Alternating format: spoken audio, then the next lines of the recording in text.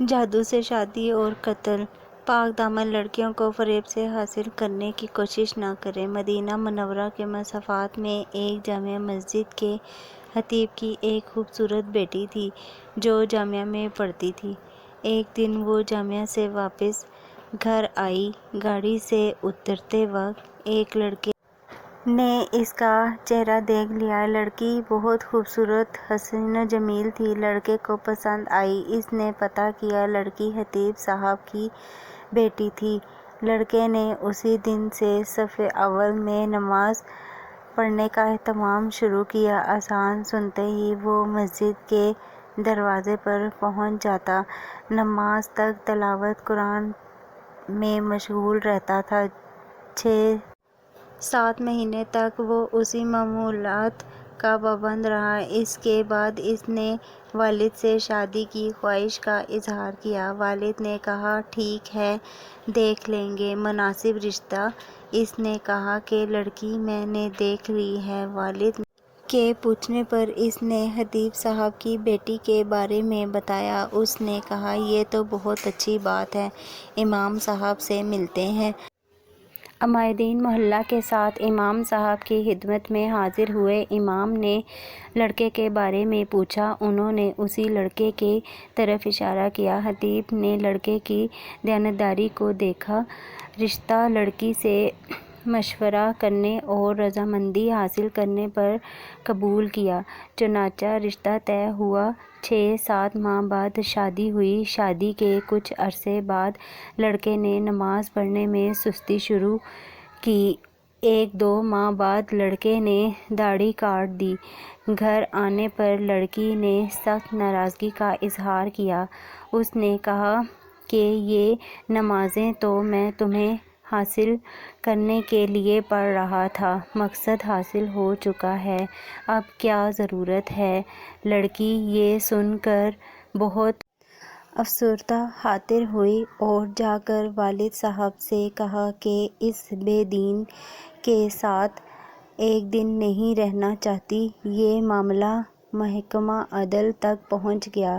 قاضی نے دونوں میں تفریق کا فیصلہ کیا۔ لڑکا بہت پریشان ہوا۔ اس نے بہت کوشش کی لیکن لڑکی کو دوبارہ نہ پا سکا۔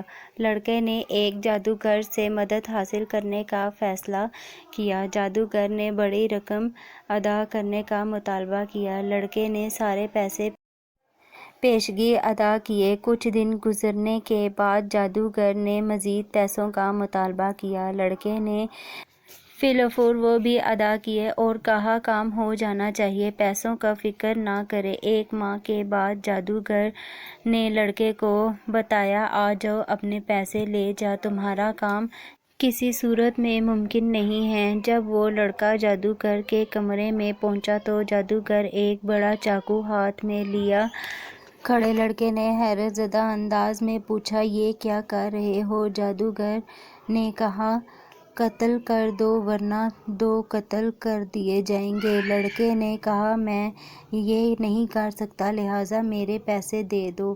اس نے پیسے دے دیے۔ لڑکا پیسے لے کر بھاگنے لگا۔ درِ اثنا پولیس والے نے لڑکے کو پریشان حالت میں بھاگتے ہوئے دیکھا، گرفتار کر لیا، پیسے ضبط کر لیے۔ لڑکے کے ساتھ پولیس جادوگر تک پہنچ گئی۔ جادوگر نے پولیس کو کہا، مار ڈالو، میں مرنے والا ہوں، مجھے وہ نہیں چھوڑیں گے۔ پولیس دونوں کو قاضی کے پاس لے گئی۔ قاضی کو جادوگر پوری کہانی سنائی کہ ہم استمداد بالشیاطین کے ذریعے جادو کرتے ہیں اور کامیاب ہو جاتے ہیں، لیکن اس لڑکی پر جب میں نے یہ عمل کیا اور شیطانوں سے مدد حاصل کرنے کی کوشش کی تو یہ اس کے گھر کی حفاظت پر فرشتے مامور تھے۔ پھر میں نے دوسرا عمل کیا، تب بھی فرشتے مامور تھے، لیکن پہلے سے تعداد میں زیادہ تھے۔ اس کے بعد میں نے رئیس الشیاطین سے مدد لینے کی کوشش کی۔ اس بار جب وہ گھر کے پاس گئے تو وہاں جبرائیل امین کھڑے تھے۔